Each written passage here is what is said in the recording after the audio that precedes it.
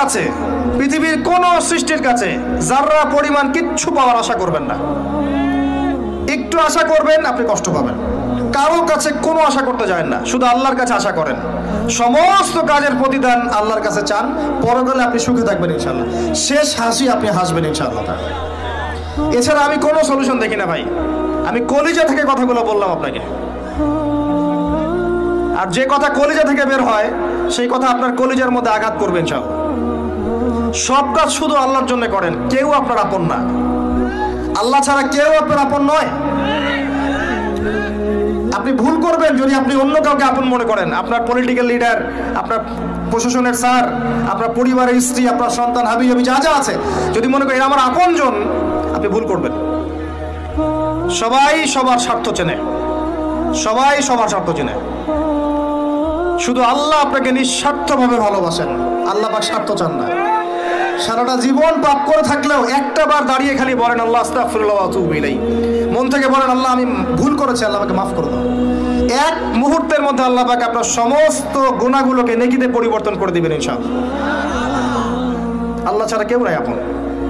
আল্লাহর জন্য খালেস করে ফেলেন নিজেকে, তার দ্বীনের জন্য চেষ্টা করেন। তার দিন আজকে অবহেলিত, তার দিন আজকে অপদস্থ।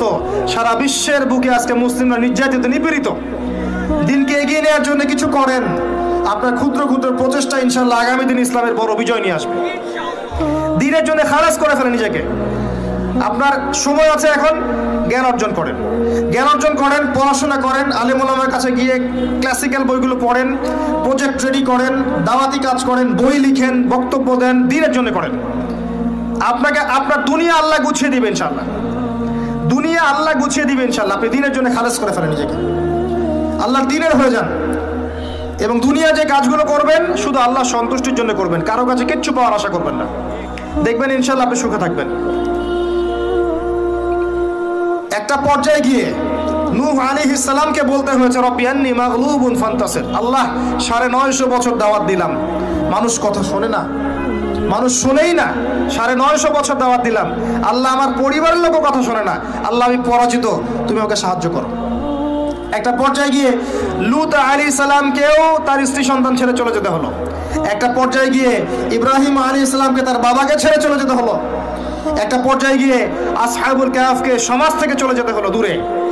একটা পর্যায়ে গিয়ে মুহাম্মদ সাল্লাল্লাহু আলাইহি ওয়াসাল্লামকে হিজরত করে চলে যেতে হলো, সাথে কেউ ছিল না। আল্লাহর জন্য ভালোবাসা, আল্লাহর জন্যই বিচ্ছেদ।